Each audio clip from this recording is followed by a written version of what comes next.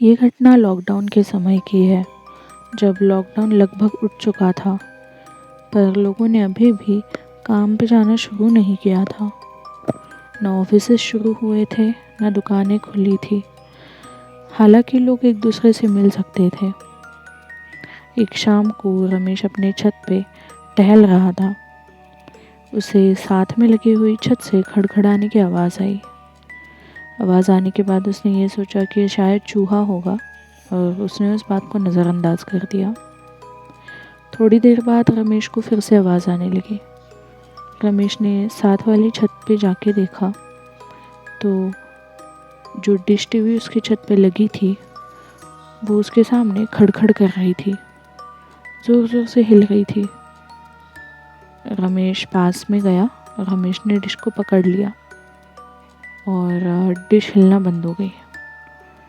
रमेश को लगा कि शायद डिश में कोई प्रॉब्लम है, तो रमेश ने सोचा कि मैं इलेक्ट्रिशियन को कॉल करके उसे यहाँ बुला लेता हूँ।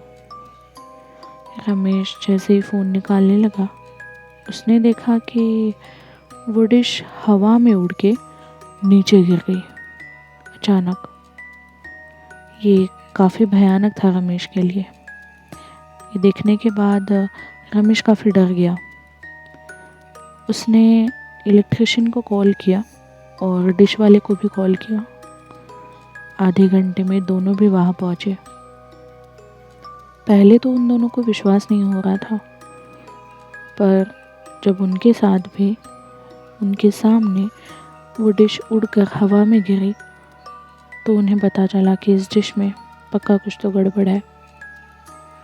रात होने को आई थी। उन्होंने ठान लिया कि कल सुबह उठते ही ये डिश फेंक देंगे। इलेक्ट्रिशियन और डिश वाला दोनों अपने घर चले गए। रमेश भी अपने घर चला गया, पर रमेश को नींद नहीं लग रही थी। रात को लगभग 2 बजे के आसपास छत से किसी के घूमने की आवाज़ आने लगी। रमेश ने अपने घर वालों को उठाया और बताया कि छत पे से किसी के घूमने की आवाज़ आ रही है, जैसे कोई छत पे टहल रहा हो। अब डिश का इंसिडेंट होने के बाद सब काफ़ी डर चुके थे। फिर भी सब ने हिम्मत जुटाई और छत पे गए।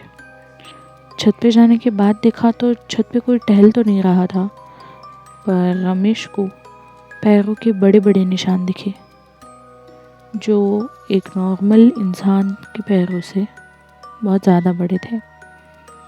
ये देख के बाकी काफ़ी सारे डर गए। उन्होंने दूसरी छत पे जाके देखा तो वहाँ पे वो डिश नहीं थी। ये सबके लिए बहुत ही डरावना एहसास था। सबने सोचा कि अब जो भी करना है सुबह उठ के ही करेंगे, क्योंकि अब कुछ भी डिसीजन लेना भयानक हो सकता है। सब सोने के लिए चले गए, पर रमेश ये सोचता रहा कि क्या सही में हमारी छत पे कोई भूत है, उस डिश में कोई काला जादू है। और ये सोचते सोचते रमेश की आंखें लग गई। दूसरे दिन वो उठा और पहली चीज़ उसने ये की कि उस दूसरे छत पे जाके डिश चेक की। रात में जो डिश गायब हो चुकी थी वो सुबह देखा तो अपनी जगह पे आके वहीं पे लगी हुई थी। ये सब काफ़ी भयानक होता जा रहा था। रमेश ने डिश वाले को कॉल किया और उसे डिश निकालने के लिए बुलाया। डिश वाला आने के बाद उन्होंने डिश निकाली और उसे तोड़ने लगे। जैसे ही डिश को तोड़ा उसमें से कुछ काले काले रंग का धुआं निकलने लगा और स्मेल भी काफ़ी बुरी आ रही थी। स्मेल आते ही सब दूर हो गए और रमेश ने डंडे और पैर से उस डिश को तोड़ा। उसको तोड़ के जंगल में जाके जला दिया। डिश को जलाने के बाद रमेश को वहाँ पे कोई बुरा एहसास नहीं हुआ। सब फिर से नॉर्मल हो गया। पर रमेश को आज भी कभी रात रात भर नींद नहीं आती, ये सोचते हुए कि क्या सब जो उसने देखा वो उसका वहम था कि ये सब सच में हुआ।